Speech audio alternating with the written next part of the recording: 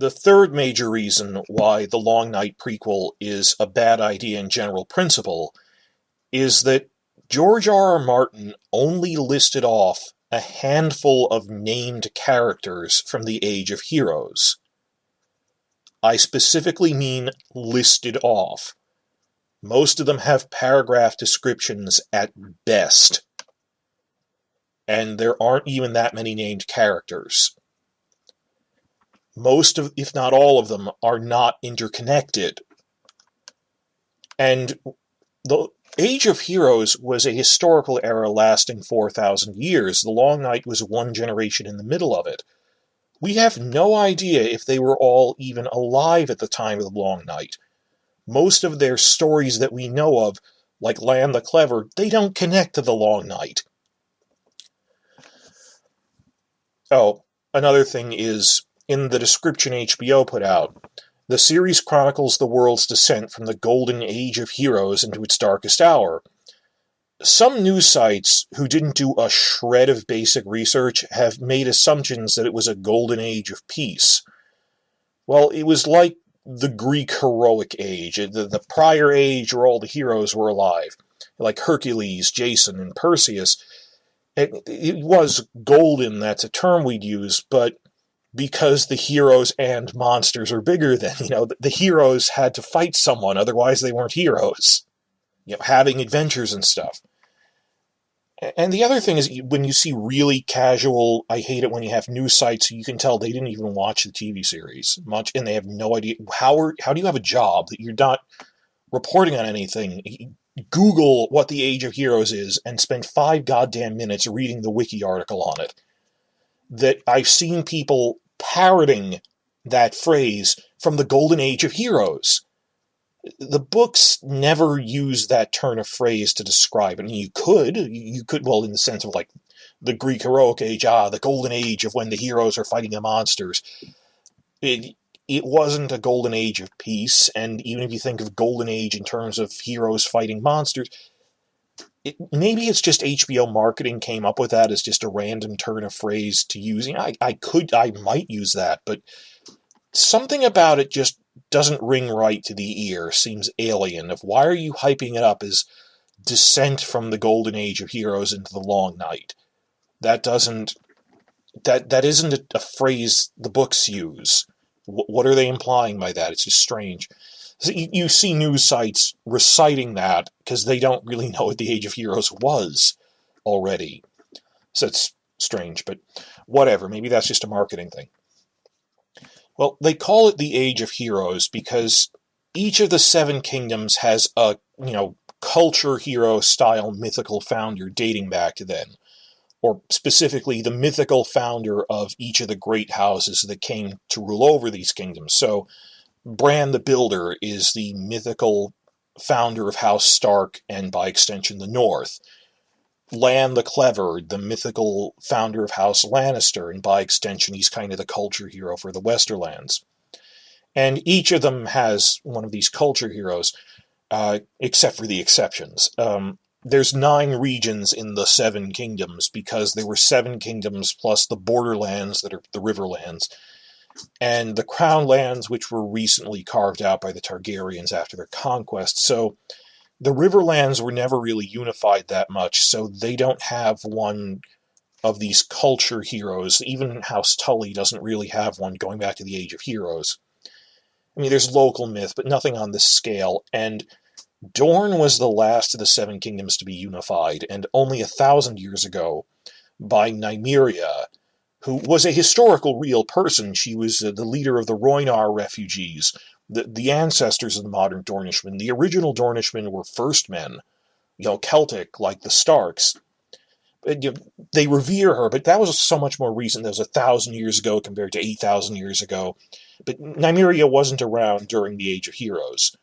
And the Crown Lands, that was created just 300 years ago. So 9 minus 3, there are 6 of these legendary founder heroes. Each of the 7 kingdoms minus the exception. So there's 6 of these founder heroes. This list is all the named characters from the Age of Heroes. If you thought, oh, HBO must be basing this on something, this is it. You have the 6 culture heroes, Bran the Builder, During God's Grief, Lan the Clever, the Grey King, Garth Greenhand, and the Winged Knight. Then you have, I'll explain this, they sort of overlap, things to do with the Prince that was promised prophecy of the Long Night, the last hero who may or may not have been the same as Azor Ahai, Nissa his wife, and there are a few minor one-shot legends, like they mention in passing in the books, like Simeon Star Eyes, or Serwyn of the Mirror Shield, or Durin's wife, Elenai. The bigger problem being that these people have never been mentioned in the TV show. Like, why would you hype up, oh, Simeon Star Eyes in it? Oh, when did the TV audience get hyped up on that guy? But starting with those are minor things. The culture heroes. So little has actually been said about them that I'm just going to quote it off in this video, that if you watch this video, you'll know as much as any book person, which is discouraging for making a TV show based on it. Now, the Season 1 Blu-ray set contained this animated featurette on the Age of Heroes, and it's been frequently linked to after news of the prequel pilot order came out, so if you haven't seen it already, please check it out. It actually summarizes it pretty well. This short video contains everything the book said about these characters, which isn't much. That if we can summarize everything that's been said about all of them in under 5 minutes, why are we making a TV show based on this? This isn't fertile ground. So if you haven't watched it, find it already on YouTube. It's easy to find. I don't want to link to it directly for copyright reasons, otherwise I put clips in here. And if you watch it, you'll know just as much as any book reader, if you haven't already. And to emphasize how little there is, I'm going to quote off everything they said here, just to show that's it. Going down the list, we have Bran the Builder, the mythical founder of House Stark. Bran raised the wall and built the stronghold of Winterfell, establishing House Stark and reigning as the first king in the north. This one sentence is literally everything we know about him from the novels. We don't even know if he fought in the Long Night, or was like the son of the guy who fought the White Walkers. What exactly did he do that they said, well, he built the wall using giants and children of the forest? That's it. He built the wall. He built Winterfell. Nothing else about his life or his actions. Next we have Durin God's Grief, the culture hero from the Stormlands. The dynasty of Storm Kings became known as House Durrandon after Durin God's Grief, and they ruled over that region for most of its history. And they are the ancestors of House Baratheon through the female line.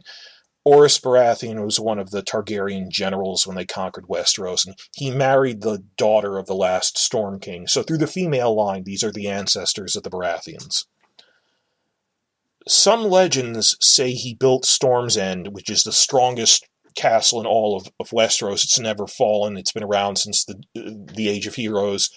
Some legends say he built Storm's End with advice from Bran the Builder as a young boy. That's a relatively recent invention in the books, though, and they point out, oh, it's like the way the fake history says it goes, oh, there's some stories that Bran the Builder helped him, but other historians think this was a later addition to flatter the Starks. I think it was a later addition. Just they're pointing out these myths get confused. So there's some unverified, possibly wrong myths that, oh, maybe he knew Bran the Builder and was a contemporary of him. That is, they are literally the only two of these characters who you could argue were alive at the same time, based on circumstantial evidence. And Durin was a pretty cool guy. I mean, he warred against gods. He built Storm's End in spite of them. He took the daughter of the gods to wife. All the other kings called Durin daft for building a castle on the storm-ravaged cliffs of Shipbreaker Bay. But he built it all the same, just to show him. And it was promptly destroyed by a storm. So he built a second one. That also got destroyed by a storm. As did the third, fourth, and fifth castles. So he built a sixth castle. That one caught fire, fell over, then got swept away by a storm. But the seventh one, it stayed up. And that's what he left behind for House Baratheon, the strongest castle in all of Westeros. Next, we come to Lan the Clever. As the video says, House Casterly ruled the gold-rich Westerlands from their mighty seat of Casterly Rock, but their lands and power were swindled from them by the legendary trickster Lan the Clever, using only his wits. The noble house of Lannister is said to have descended from him. The World Book gives only slightly more detail about that, actually pointing out that people don't know much about him, pointing out that no one is even sure what using only his wits meant, as there are a couple of variant, mutually exclusive stories about what happened. That he snuck in and murdered people, that he tricked people into fighting each other. The most pragmatic and believable one is that he was probably like a sellsword or a guard who impregnated a younger Casterly daughter, then used court intrigue to advance himself in the line of succession until, he was ruling through his children. I think kind of like Bronn and the Stokeworths. The TV show abandoned this after season 5. Then in the books, Bronn married the younger daughter of House Stokeworth, and through palace intrigue, by the most recent book, he's the acting lord of House Stokeworth with 1,000 men at his command. And the slow rise of Bronn from this nobody sellsword into a member of the minor nobility to now a major member of the nobility. I think of Lan the Clever in terms of like Bronn as that archetype. He knocked up a younger daughter, then through intrigue worked his way up the ranks. And there's also this line that some speculate he may have been an early Andal, though others doubt it, pointing out, the Andal invasion was centuries later. Other people going, well, he might have been an Andal who was in exile, or who went west seeking his fortune as a sellsword. Not implausible. But, people say he was blonde. Andals are famous for being blonde, but we don't know. The only thing we do know about him is that he never called himself a king, that they said, no, the first Lannister to call himself a king, we know that was like 1,000 years later after he conquered more of the Westerlands. Up until then, they were just lords. But when people go, oh, we'll meet Lan the Clever, this one page is literally all we know about Lan the Clever. And you could make up a story around this, it's just an outline. We have quite a few anecdotes about the Grey King, the mythical founder of the Iron Islands, though. That as it says in the video, he slew the sea dragon Naga and made his haul from her bones. He warred against the storm god for 1,000 years, and when he died, he walked into the ocean to take his place at the right hand of the drowned god. He took a mermaid to wife and fathered 100 sons.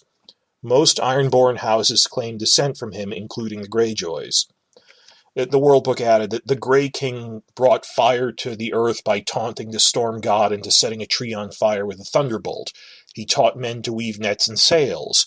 The Grey King allegedly carved the first longship from the pale wood of Ig, a demon tree which fed on human flesh. The way it works with the elected kingship thing is that he had 100 sons, and that all of the 16 or so surviving major families in the Iron Islands, the major noble families, claim descent from him, so they have elections to decide who's their king, up until recently when the Greyjoys just took over outright after the Targaryens did their thing. So there's a couple of interesting legends about him. I'm not sure how you'd adapt that, but compared to Bran the Builder.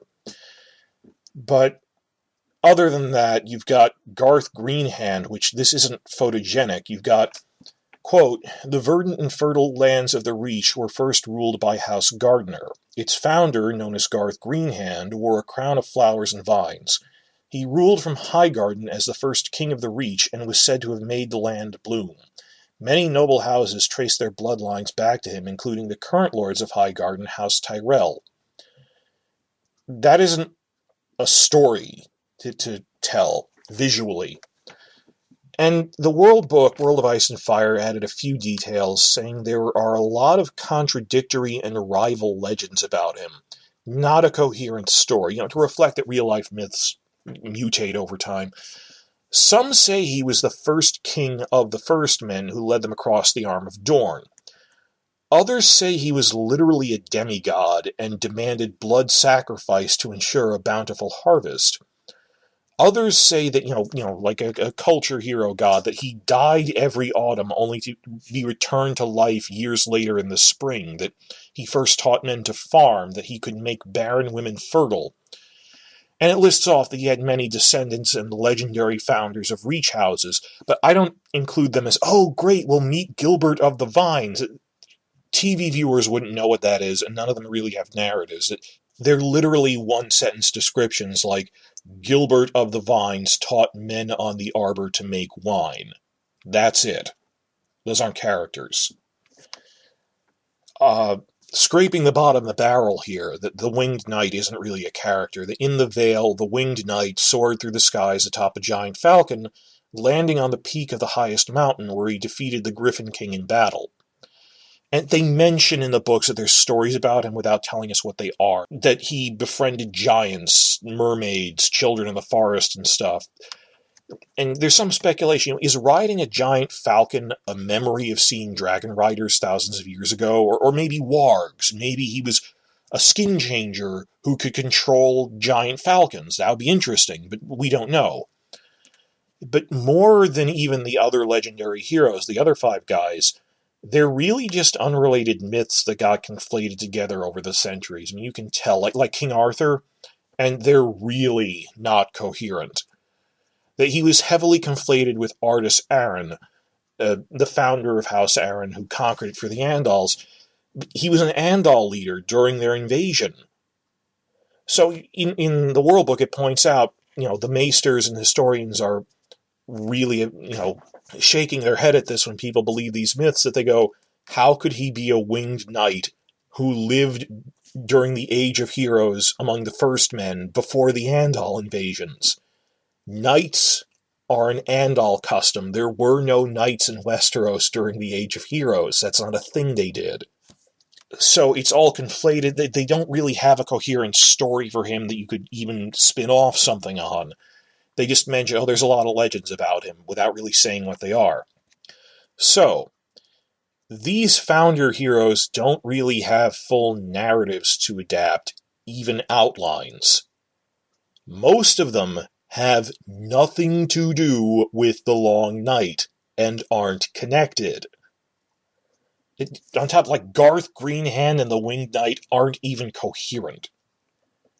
And the one most related to the Long Night, in fact, the only one really related to it, Bran the Builder, actually has the least story of all 6. All it says is, he built Winterfell and the Wall. And I realize in the shallow news videos trying to hype this up, if you haven't read the books, that makes for a good soundbite, and you assume there's more to say, and they're just summarizing it. That encapsulates all we know about him. There isn't some outline that Martin was sitting on for years that he's waiting to tell us. That's all there is. He built Winterfell and the Wall. And also, maybe he helped Duran build Storm's End. Maybe. That's all there is. So if you're looking for narratives to build around the Long Night, there really isn't something on the character level. Then we come to the myths of the Prince that was promised, and this does tie in centrally to the Long Night and the White Walkers. This warrior of light who turned the tide and wielded the sword Lightbringer. According to multiple legends, the Long Night was ended by a single warrior who saved the world. This is a recurrent theme across the world. They have legends of one person turned it around, who had a flaming sword called Lightbringer. The Lord of Light religion calls this hero Azor Ahai. Prophecies in Ashai in the distant east say he will be born again as the prince that was promised, which it's gender neutral in their language. It really means ruler that was promised. It can be a boy or a girl, to save the world from the return of the darkness. Now, great power requires great sacrifice. This is a major principle of blood magic. And as the story goes, Azor Ahai kept trying and failing to make his sword, this magic sword that could kill White Walkers, until he mournfully realized what he had to do, that the only way to make a powerful magic sword was to sacrifice something powerful. He made a new sword, and mournfully he plunged it through the living heart of his beloved wife, Nissa, and the blade absorbed her soul, and with the power of this magic sacrifice, it became Lightbringer. Now, many parts of the world share this legend, as they all have one about the Long Night, though they call the savior different names, and there's variants on it, that some call him Yintar, or Nefarian, or Irkun the Hero, or Eldritch Shadow Chaser, so forth. Yi Ti's variant on it says it was a heroic girl with a monkey tail that was involved with him, but whatever the case, also notice that Lightbringer burned fire, and it glowed, and it radiated heat all on its own. Which is, if you've only watched the show, that's not the same as what Beric Dondarrion did, where he had a sword that was... That's not Lightbringer. He literally covered his sword in a flammable material and then set it on fire. They say, you'll coat it in wildfire and set it on fire. They said, no, Lightbringer glowed and just magically radiated fire and heat for no reason. Not what we're putting a flammable thing on it. That's not the same thing. They talk about this more in the books. Now, season 7 of the TV series actually had a deleted scene of Gilly reading about Azor Ahai in Old Town. The promo stills exist for this. They made a detailed and legible prop of the world of Ice and Fire, and you can zoom in on the page Gilly's reading and see it's talking about the Azor Ahai legend, and how in Yi Ti they think it was a girl with a monkey tail, and different things about that. In the North, their version of this, is it their version of this, or was it a separate person? We don't know, is The Last Hero. And I'm going to read this off because it's literally all we know. It's a slightly longer version of the story Old Nan was telling to Bran in Season 1. She said, thousands and thousands of years ago, a winter fell that was cold and hard and endless beyond all memory of man. In that darkness, the White Walkers came for the first time. Now those were the days of the 100 kingdoms of the first men who had taken those lands from the children of the forest. Yet here and there in the fastness of the woods the children still lived in their wooden cities and hollow hills, and the faces in the trees kept watch. So as cold and death filled the earth, the last hero determined to seek out the children in the hopes that their ancient magics could win back what the armies of men had lost. He set out into the dead lands with a sword, a horse, a dog, and a dozen companions. For years, he searched until he despaired of ever finding the children of the forest in their secret cities. One by one his friends died, and his horse, and finally even his dog, and his sword froze so hard the blade snapped when he tried to use it. The cold of the White Walkers does that when to normal swords. And the White Walkers smelled the hot blood in him, and came silent on his trail, stalking him with packs of pale white spiders big as hounds. Was the last hero the same person as Azor Ahai? Was either of them the same person as Bran the Builder? Maybe, maybe not. Book fandom debates this, that maybe all three were one person. Maybe Bran was a different person, but last year and Azor Ahai were the same. I kind of think Azor Ahai was different from Bran, but Bran was the last hero. We're not sure. Was Azor Ahai even from Westeros? Because there's all these legends in the East. Maybe it was an Easterner who came to Westeros that might be implied. That's really all we know.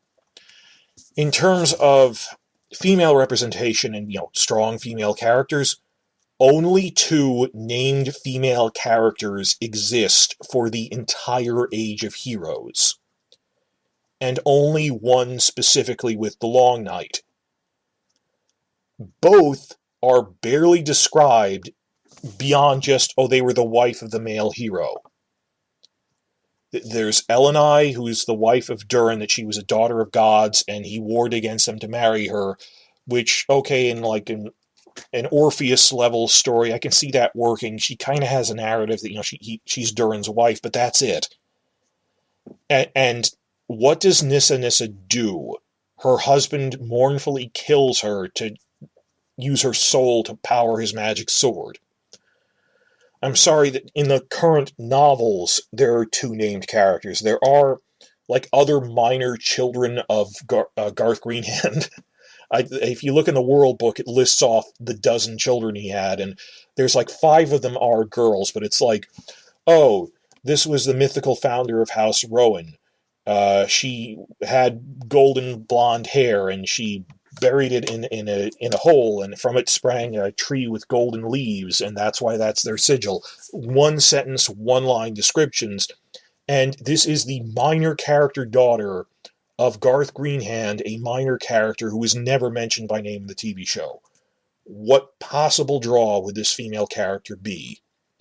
So I'm not even including those 5 as named characters. 5 one-shots of the minor ones. Named ones that are relevant: Elenai, wife of Durin; Nissa, the wife of Azor Ahai who died. There aren't female characters in this the way there are like in Targaryen Conquest has Queen Visenya and Queen Rhaenys, or Dance of the Dragons has Rhaenyra and stuff. This is one of the paucity, the poorest time periods for looking for female characters. And on that note, and Casey Bloys going around to panels talking about this at the TCA summer event last year, they're asking, Game of Thrones, created by Benioff and Weiss, has a male lead, Jon Snow. I'd argue that it's really co-lead with Tyrion and Daenerys, but okay. Looking to differentiate itself from the Mothership series and coming from a female writer, Jane Goldman, one could presume that the prequel could have a female lead. That is not the case, Bloys said. There are very strong female characters, but it's an ensemble. There are men and women. Jane is a very good writer, and we don't want it to limit to her to writing only female leads. There are a lot of very complicated leads in the pilot. As a mental exercise to show how weird what Casey Bloys just said was, we have a good writer, but we don't want to limit them to writing female leads. It's an ensemble show, and there are a lot of good male characters in it. Imagine if he said, mental exercise, well, we have a good writer, but we don't want to limit them to writing black leads. There are a lot of good white characters in it we really want to promote too. I mean, if someone says there'll be good female characters, you say yes. I mean, you lie. How would people know it's going to be out a year from now? Why would you correct them? Just bluster your way through it, man. Just say yes. Why do you need to say, well, no, it's gender balance? Wait, what? So the title of the reports on this was, he promises strong female characters. Actually, the opposite. He was trying to downplay that. And yeah, they cast Naomi Watts for season 1, but for an actress of that scale, I don't think she's going to be attached to the project for 5 years or something. I get the feeling she'll be like a Ned Stark scale character who's only in season 1, but maybe I'm wrong. But that was weird that they're hyping her, but we don't know what she's playing, so whatever. The lesson I'm trying to convey in all this is that the entire point in picking the Long Night prequel was to appeal to the large audiences from later Game of Thrones seasons with something very familiar. But other than the White Walkers, nothing is familiar. It's set too far in the past, defeating the entire purpose. How many of these few named characters from the Long Night have actually been mentioned in dialogue in Game of Thrones? Think right now. I'll give you a minute to remember. Only Bran the Builder. None of these other people. Durin, Lan the Clever, the Grey King, nothing. Much less the one-shot ones. They haven't even given the full Legend of the Last Hero that Nan gave in the books, or Azor Ahai. You think they would because of the Prince That Was Promised prophecy. They don't say who that is. They just say a hero has been promised who will come. The whole Azor Ahai thing with plunging his sword into his wife's heart, they didn't mention that. Bran the Builder has been mentioned in passing exactly 3 times in 7 years. There's a point in season 1 where Arya goes to Ned, oh, will Bran ever be a knight? Well, no, he'll never walk again, but he could raise castles like Bran the Builder. Out of context, imagine the people watching the live-action show who don't read the books, who don't go online, and who never saw the animated featurettes, because frankly, a lot of people don't watch those. What would you know about Bran the Builder from that scene? Later, in Season 4, when Bran and his companions are going north through the Gift, the lands south of the Wall, he says, oh yeah, we're in the Gift now because it's the lands that Bran the Builder gifted to the Night's Watch for their sustenance and support. That quote doesn't even say if he built the wall, just that he gave it to them. And Season 5, when Shireen is leaving Winterfell, she goes, oh, we could go into the crypts and see the tomb of Bran the Builder. Not even saying what he did, just name-dropping him. So he's only been mentioned in live-action episodes 3 times in 7 seasons, in passing, not even very prominently, and none of these actually explain in as many words Bran the Builder who built the wall, or clearly explaining he was the founder of House Stark. You know, poll casual viewers who don't read the books, I don't think they'd know who this is. And that's Bran the Builder. At least he was mentioned by name once or twice, 3 times. Online fans are a small, disproportionate subfraction. Even particularly people running news sites purely devoted to the TV show. I'm talking like Nerdist or Variety or whatever, many of which are good reporters, but they know what this is because they've either later read the books or at least watched the animated featurettes. They're well informed. They have to be. They're news sites. So if you're going by what reporters think and know, they're not on the ground reporting from polling the casual viewers. You know, even now, I know the number of people on YouTube watching this, even on like bigger channels than mine, are a small fraction. Even channels that have like 250,000 subscribers, that's not the whole audience. That's a small subset of it. Most of the large audiences watching Game of Thrones don't watch the animated featurettes. Lan the Clever was never mentioned in live-action dialogue. They don't know who that is. The name Azor Ahai has never been mentioned in live-action dialogue. For that matter, they didn't prominently mention the prince that was promised until Season 7. And there were some passing mentions in Season 2 with Stannis, but they never really clearly told people what it was who came into this cold with no knowledge of the books, which even at the time, book fan sites were criticizing them for it. You need to explain what that is more clearly. Do casual viewers even know it's supposed to be a reincarnation of Azor Ahai? That, oh, this character could be is the original life of whoever the prince is, Jon, Tyrion, Daenerys, maybe all 3. This is their own fault for not setting this up if it has impact in the future. You know, what happens if the Azor Ahai legend has a big impact in Season 8? Like, some people are theorizing, oh, maybe Jon will kill Daenerys to make a super sword. What would the fallout of that be if they never, to the live-action only viewership, explained and set up that needs to happen, but it just sort of falls into place randomly, much like the White Hunt did, with no setup, because they don't believe in that, because that's hard. Like, they were going to have scenes setting that up, but, oh, that takes too long. Let's cut it for time. This is something you kind of needed to set up. I really, that was shooting themselves in the foot, that they cut out the scene where they were going to explain what that was.